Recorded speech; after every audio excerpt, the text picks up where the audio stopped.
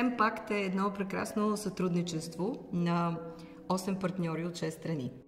Създаването му беше една съвместна инициатива, защото ни събра точно тази мисия, че вярваме в това, че изкуството може да промени света, като го направи по-добро място за живеене, чрез взаимоотношението между изкуство, околна среда и публики. За мен беше много интересно да се опитаме да преведем на сценичен език едно изследване. В крайна сметка това, което имаме като някакъв резултат, който показваме от това изследване, е натрупване на различни данни, на различни впечатления в последствие на самата работа, което според мен е много интересен процес на работа, особено когато става дума за създаване на сценично изкуство.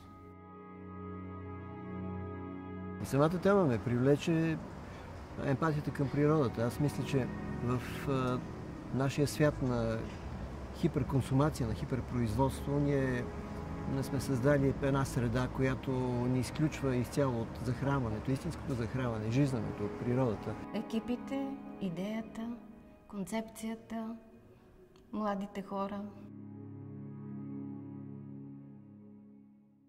Това, което най-много ми привлече, бяха възможностите. И паралелно с това те поставя в ограниченията не само на собствената ти среда и на собствената ти творческа перспектива, но по някакъв начин те предизвиква към отключване на нови подходи, нови теми интересни, които могат да те предизвикват творчески.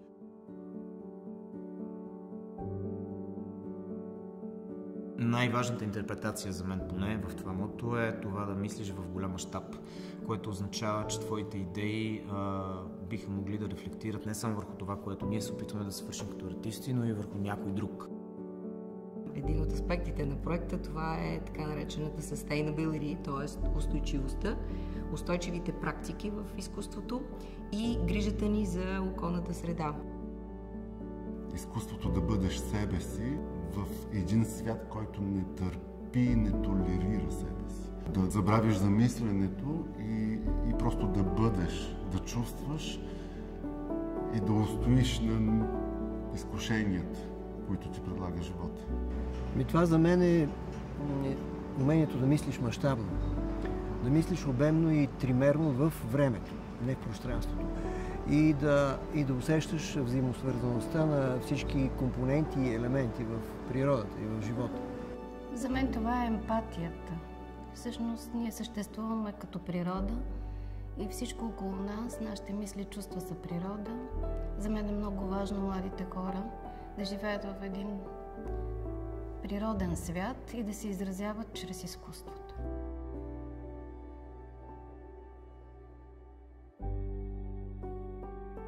Този проект обхваща няколко аспекта. Единият ние го наричаме подобряване на капацитета на творците, на арт-менеджерите, на творческите организации в това да могат наистина да свързват тяхната програмна политика и тяхното изкуство с проблемите на околната среда и на емпатията, защото името на проекта е Empathy, което означава емпатия заедно с impact, въздействие. Участвах в административни дейности, свързани с координацията между провеждането на всички резиденции по този проект. Като цяло различните резиденции на нашите партньори бяха на различни теми и когато измислихме тази идея, много добре се вписа паметта, водата и движението. Едно друго направление, това са творческите инициативи. Това са инициативи, които целят въвличането на аудиториите в това също да бъдат по-ангажирани с проблемите на околната среда.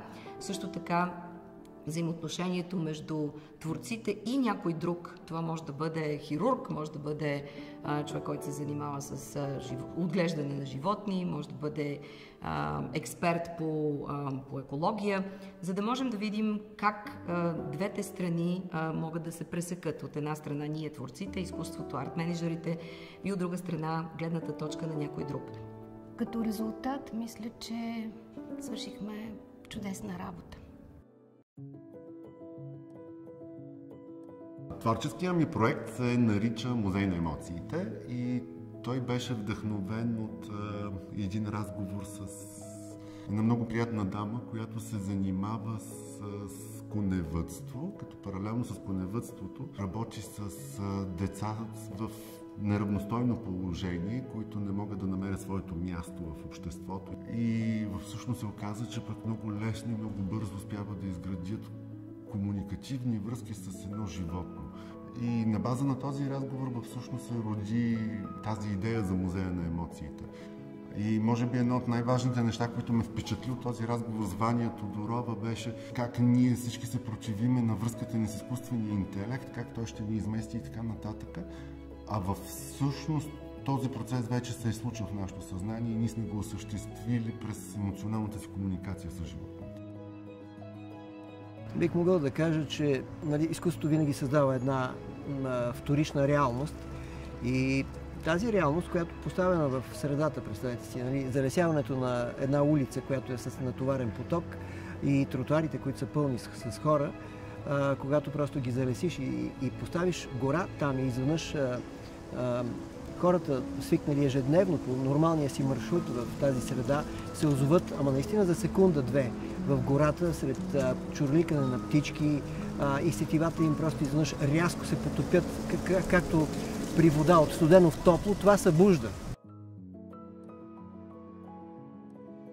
Основната идея на нашия проект е изследването на мозъчните вълни на човек, който попада под медитация, която е в случая нашия индуистка практика, която употребявахме. Първият и най-интересен въпрос, към който се насочихме с Спас, докато се опитвахме да разработваме идеята, е как може да определим началото на природата и то дали е женско.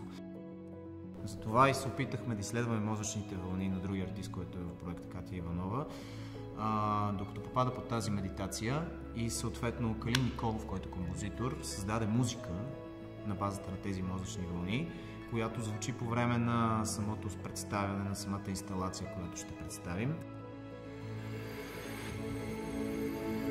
Огледай се около теб.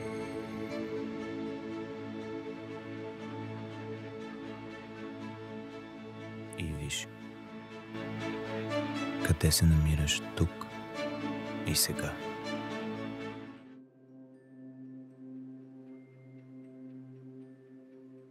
Абсолютно да, и аз трябва да кажа, че това се отнася не само за творците. Аз съм много приятно впечатлена от целия екип, който работи по проекта Емпакт. Мисля, че Надвис доказа, че е една академия, която може съвсем спокойно да работи на европейско и на международно ниво. Тя е доказала много пъти, но този път наистина отново се вписа като един доста достоен партньор в този европейски проект. За мен беше много любопитно как нашите творци ще изследват самата природа, забележителности, характери на хора и как ще следят техните творби, които първоначално имаха идея да реализират. И бях много впечатлена, че и тримата от тях, Андреа Даванцати от Италия, който е скулптор, направи страхотен проект в резултат на тази резиденция. Това беше Джулия Пелегрини, двамата са от Италия. Тя е артист, който работи с природни материали, художник. И Димитрис Сава, който е от Кипър и е композитор. Той успя да запише звуците на Черно море. В резултат на техните идеи имахме 3 публични презентации, 3 публични представления и срещи с аудитории. За мен основното впечатление, което е най-важно, е това, което и предварително целяхме, а именно да направим публиката съпричастна и участник в самия процес, който ние сме преминали, като разбира се, ние представяме един много синтезиран резултат. В нашия проект публиката беше заедно с артистите на сцената и реално те участваха много активно в целия процес. Българската публика е малко консервативна относно такъв тип изживяване и малко не знаеха как да подходят. Търсиха собствената си комуникация и с перформанса, и с артистите в перформанса. Хората, това, което забелязах в тях, беше наистина сепване, точно пробуждане. Всъщност те вървят и вървят в погледите им, има нещо просто малко навътре, малко сиво, изгаснало. Те вървят в своя автоматизъм, по своя си път, със своите мисли заети и в някакъв момент просто попадат в място, изведнъж просто проглеждат и казват къде се намираме. И те се намират между листата, между дърветата, чуват се именно поток на шум на поточи и на птички и при всички виждах точно това сепване.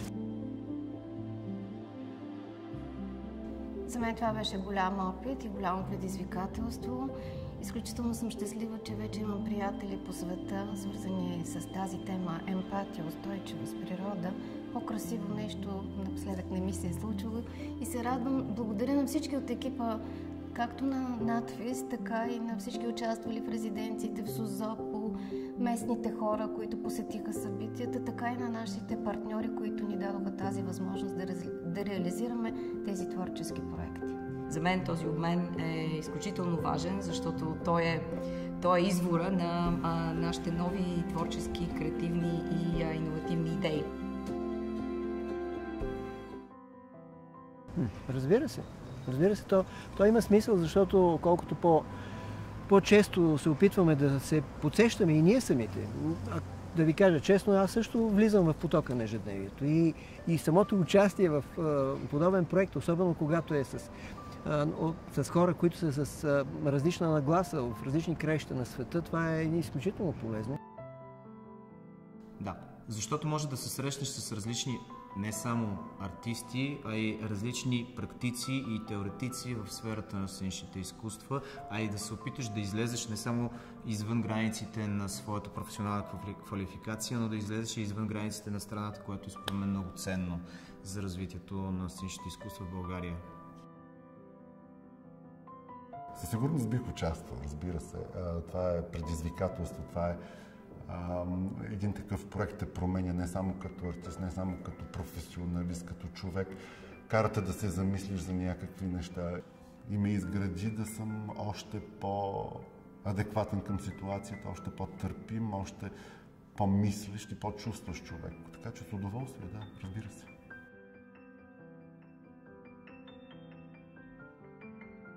Предизвикателство.